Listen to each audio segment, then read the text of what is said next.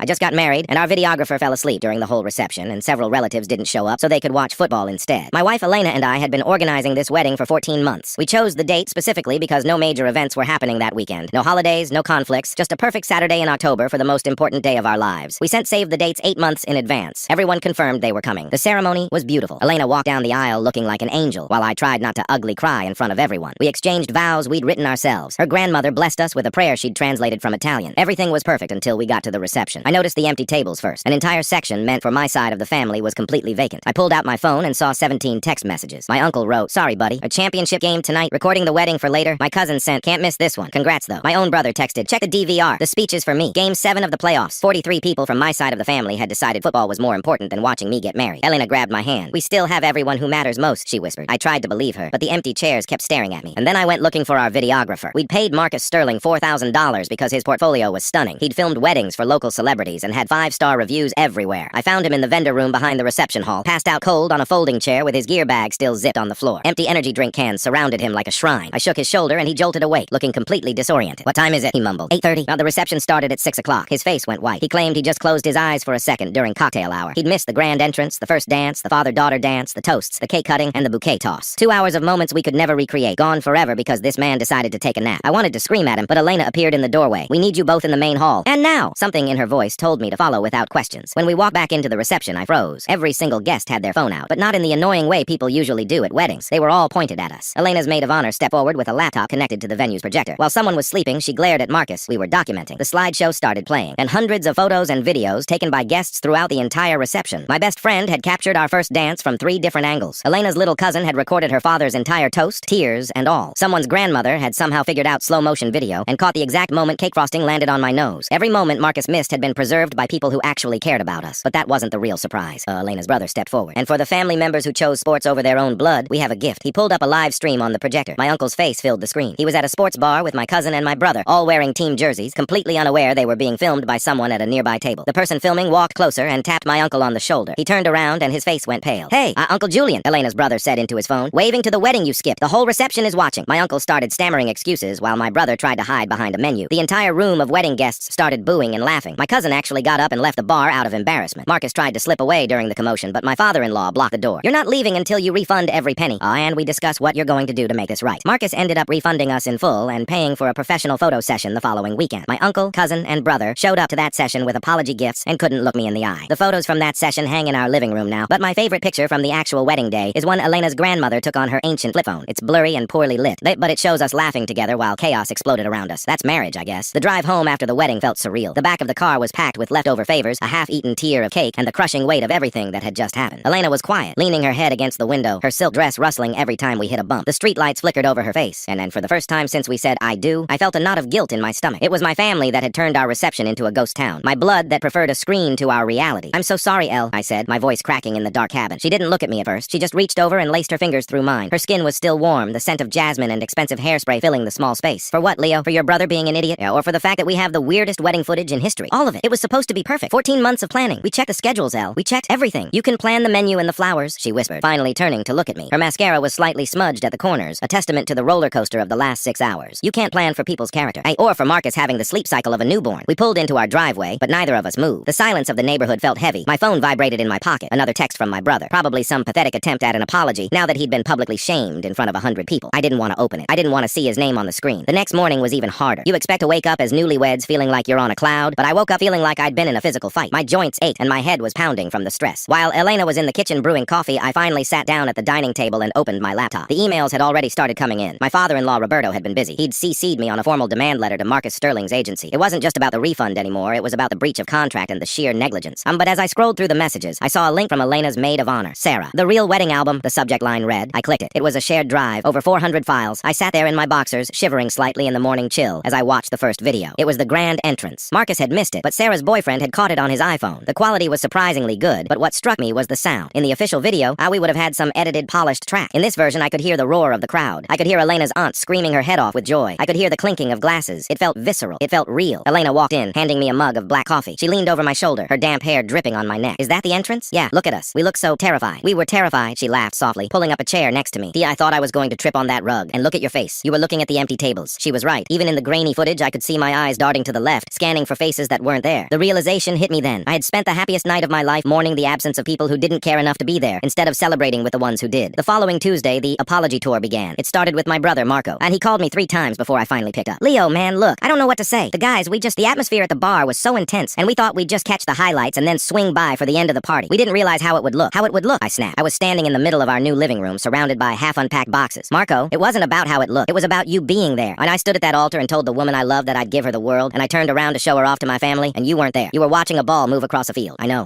We're idiots. Uncle Julian feels like garbage. He's been hiding in his house since the video went viral on the family WhatsApp. Good, I said, and I meant it. He should feel like garbage. There was a long silence on the other end. Look, hey, we're coming to the photo session on Saturday. Whatever you need. We'll wear tuxes, we'll carry the bags, we'll do whatever. Just don't shut us out, Leo. I hung up without giving him an answer. The anger was like a slow-burning coal in my chest. It wasn't something a gift basket or a fake smile photo op could fix. Saturday arrived, the day Marcus had agreed to make it right. We met at a local botanical garden. It was a crisp, clear afternoon, and the kind of autumn day that makes everything look like a postcard. Elena was back in her dress. We'd had it cleaned in a rush, and I was back in my suit. Marcus was there early. He looked like he hadn't slept since the wedding, but this time out of anxiety rather than exhaustion. He had 3 different cameras strapped to him and an assistant holding a lighting reflector. He was hovering, adjusting lenses, looking like he was ready to jump out of his skin if I so much as frowned at him. Mr. and Mrs. Rossi, he stammered, stepping forward. Again, I am so incredibly sorry. This has never happened in my 15 years of business. I've had a medical issue recently, and the medication just... Marcus, Elena cut him off, her voice firm but not unkind. Just take the pictures. Let's just get this done. Then the disgraceful 3 arrived. My brother, my cousin Vinny, and Uncle Julian. They walked toward us through the garden paths like they were walking toward a firing squad. They were all in their best suits, carrying huge bouquets of flowers for Elena and several bags from a high-end department store. The session was awkward at first. Marcus kept trying to choreograph these candid moments, but the tension was thick enough to cut. Every time I looked at Julian, I saw him at that sports bar, staring into the camera like a deer in headlights. Not Leo, Julian said during a break while Elena was getting her veil adjusted. He walked up to me, his hat in his hand. Your father would have kicked my ass. I know that. I've been thinking about it all week. I let the excitement of the game get ahead of the importance of the family. It won't happen again. I promise you. I looked at him. This man who had taught me how to throw a baseball, who had been at every graduation. He looked smaller than I remembered. Old. You missed her grandmother's prayer, Julian? It was in Italian. She translated it just for us. You would have loved it. He winced, and for the first time I felt the anger start to thaw, replaced by a dull, aching disappointment. I'm sorry, Leo. Truly. We spent 3 hours taking photos. We recreated the first dance on a stone terrace overlooking a pond. We did the cake cutting with a small symbolic cake Marcus had brought along. It was beautiful, yes. The lighting was perfect, and the composition was professional. But as I stood there, holding Elena's waist and smiling for the lens, I realized something. These photos were a lie. They were a beautiful $4,000 correction of a mistake. They were curated. They were fixed. When we got the proofs back 2 weeks later, they were stunning. I looked like a movie star. Elena looked like a goddess. The colors were vibrant. The focus was tack sharp. They were exactly what we had paid for. But when I went to print them out to make an album, I found myself skipping over the professional ones. My eyes kept drifting back to the real wedding album Sarah had sent us. I found a video in that folder I hadn't seen before. It was taken by Elena's youngest cousin, a 10-year-old kid named Leo, just like me. He had been wandering around with his dad's phone. The footage was shaky, moving from the floor to the ceiling, catching people's legs as they danced. Then, the camera settled on a corner of the hall. It was me and Elena, tucked away near the service entrance, away from the music and the noise. We didn't know anyone was watching. I was leaning against the wall, and she was tucked into my chest, her forehead resting against my chin. We weren't posing. We weren't smiling for a camera. We just looked exhausted and utterly connected. In the background, that you could hear the muffled sound of the booing starting as the live stream of the sports bar played on the big screen. You could hear the chaos beginning, but in that little corner of the world, we were just 2 people who had survived the storm together. I showed it to Elena that night. We were sitting on the floor of our living room, finally finished with the unpacking. That's the one, she said, pointing at the screen. That's the moment I knew we were going to be okay, even with the empty chairs. Leo, the empty chairs just showed us where the room was, the people who filled the rest of the seats. Those are the ones we're building our life with. Your brother and Julian, they'll be around. They're family. They're flawed, and they're stupid sometimes, but they're ours. But the people who held up their phones because the pro was sleeping, those are our people. We ended up taking the most beautiful, professional photo from the garden session, one where we're walking toward the camera, laughing, and we put it in a massive frame in the hallway. It's the first thing people see when they walk in. It's the official version of us. But on my bedside table, in a small, cheap frame I bought at the pharmacy, is a printout of that blurry photo from her grandmother's flip phone. The one where the lighting is yellow, the focus is soft, and you can see the sheer, ridiculous madness of the night in our eyes. Marriage isn't the 3-hour choreographed photo session in the botanical garden. It's not the $4,000 videographer who promises to capture every perfect second. Marriage is the person who grabs your hand when the room is half empty and reminds you that the only 2 people who absolutely had to be there are currently standing right next to each other. A month later, I got a package in the mail. It was from Marcus. It was a hard drive with a note. I went through the footage from the 10 minutes I was awake before I drifted off. I thought you might want this. I plugged it in. It was only 6 minutes long. It was the moment right before the ceremony started. Back in the staging room, Marcus had been testing his levels. The camera was sitting on a table, forgotten, but still recording. It caught me and my father-in-law, Roberto. He was straightening my tie. He didn't say anything at first. I just tucked the silk under my collar with practiced precision. You're a good man, Leo, Roberto said, his voice low and gravelly. Don't worry about the fluff. The flowers die in a week. The food is gone in an hour. Just look at her. If you keep looking at her, you'll never get lost. I watched that 6-minute clip 10 times in a row. Marcus might have missed the grand entrance, but he'd accidentally caught the only advice I ever really needed. I called my brother that night, not to yell and not to demand more apologies. Hey, Marco, I said when he picked up. The game's on tonight. You want to come over? Elena's making lasagna. There was a pause, a long, relieved exhale. Yeah, Leo, I'd love that. I'll bring the beer and I'll leave the jersey at home. Bring it, I laughed. Just make sure you're actually through the front door before you turn the TV on. We're okay now. The wedding wasn't what we planned, happened, but in a weird way, it was exactly what we needed. It stripped away the performance and left us with the truth. And the truth is, even when the pros fall asleep and the family lets you down, the ones who love you will always find a way to make sure the light stays on. We sat in his living room, a space that usually smelled of cigar smoke and sounded like a stadium broadcast. Today, it was silent. Julian didn't even have the TV on, which felt wrong, like seeing a bird that forgot how to fly. "The lasagna looks great, Elena." "And thank you," he said, clearing a space on the coffee table. He moved slowly, his hands trembling just a fraction. "I suppose you're here to tell me I'm still an idiot." "I think the entire wedding reception already handled that, Julian," I said, leaning back into the leather armchair. "The internet doesn't forget a face that looks that guilty on a projector screen." He winced. "Your brother Marco told me the video has over 10,000 views on that wedding fails page. My own neighbors asked me if I was the football uncle while I was getting the mail yesterday." He sighed, rubbing his face. "I deserve it. I do. I've spent 60 years thinking the world revolved around my teams. It took seeing my nephew's face, even through a screen, to realize I was cheering for strangers while my own blood was starting a life without me." Elena reached out, placing a hand on his arm. "We didn't come here to kick you while you're down, Julian. We came because,